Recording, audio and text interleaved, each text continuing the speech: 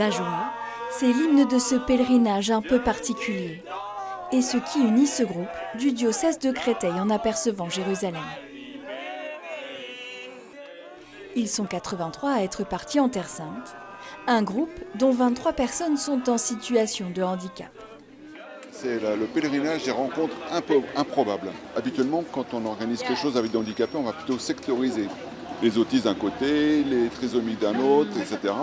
Alors là, on a ouvert à tout le monde, d'une part, et ceux qui sont venus, il y a des gens qui ont de contact déjà avec des personnes handicapées. Et puis il y en a d'autres qui n'avaient aucun contact, aucune expérience, et qui étaient très déstabilisés les premiers jours. Du désert à Tibériade en passant par Nazareth et Bethléem, après 4 jours, le groupe arrive enfin à Jérusalem. J'ai été voir la grotte et tout ça.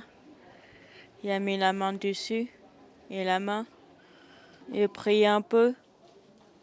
Après, il y a eu la messe et tout ça. C'était bien. Christelle, la foi, ça représente quelque chose d'important pour elle. Donc quand on a entendu parler de cette idée, ça nous a paru une opportunité pour qu'elle puisse venir vivre ce pèlerinage adapté pour elle.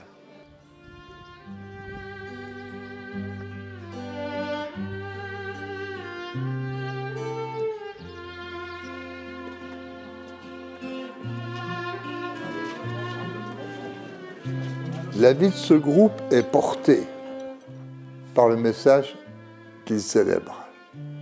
On est un groupe qui se réunit au titre de la foi en Jésus-Christ, au titre de l'Évangile, et qui va sur les lieux où cette foi s'est manifestée dans toute sa vigueur et sa force de proposition.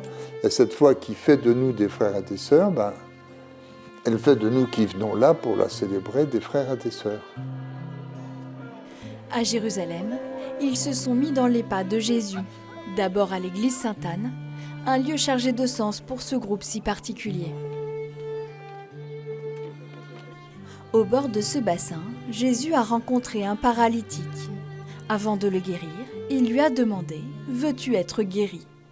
La question peut étonner. Qui est plus malade, lui ou Jésus, en posant une telle question? Jésus voulait qu'il exprime son désir d'abord et qu'il se laisse regarder par lui. Une catéchèse qui a particulièrement touché Cécile. Bruno a failli perdre ses jambes il y a quelques années suite à un accident. Moi, j'avais une maladie chronique qui a fini par être guérie, mais qui m'a bien gâché mon enfance et mon adolescence. Donc du coup, ça a vraiment du sens pour nous d'essayer de vivre ça de façon différente. C'est à la fois une action de grâce et une chance immense de le vivre avec tous ces frères et sœurs merveilleux. Le groupe s'est aussi rendu sur le site du Pater Noster, à l'endroit même où Jésus a enseigné à ses disciples la prière du Notre Père. Au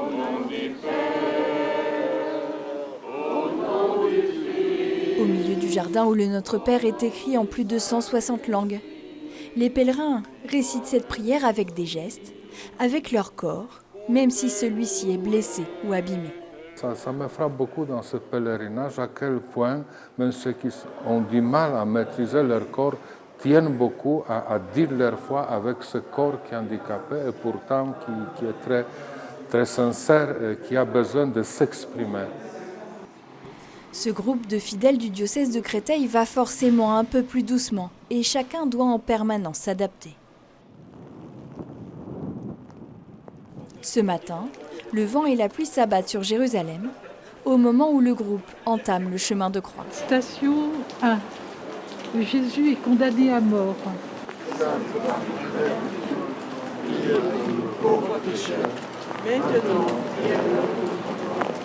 On va aller au patriarcat pour faire le chemin de croix au patriarcat parce que là, c'est pas possible avec...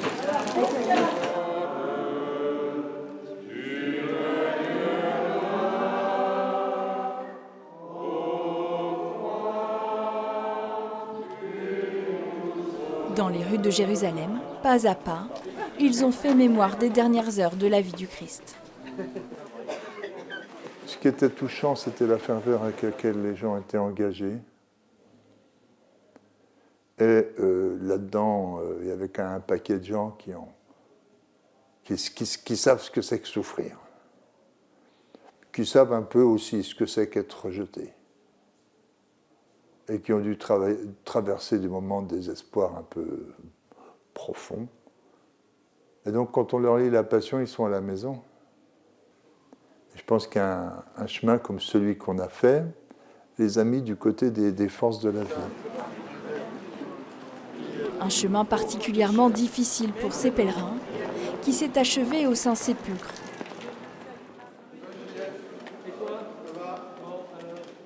Là, ici, c'est la base de la croix du Golgotha. Le Golgotha, c'est ça. Un lieu bouleversant pour ce groupe qui s'organise pour que chacun puisse aller au tombeau du Christ, même en fauteuil. Prier, poser la main sur la pierre où le corps de Jésus a été déposé. Tous sont sortis très émus. Ah, c'était super. Ça va bien? Oui, j'ai prié. J'ai pas pleuré, mais ça m'a fait une chaleur. Que d'émotion. Un vrai comme une croix.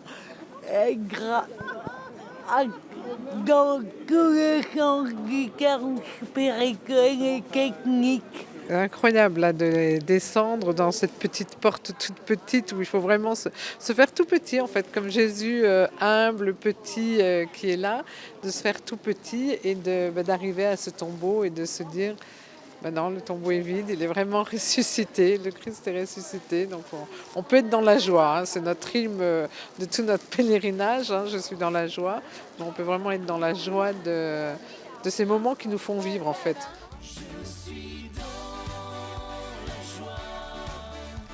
En Terre Sainte, pendant 10 jours, ces 83 pèlerins de Créteil se sont mis à la suite du Christ.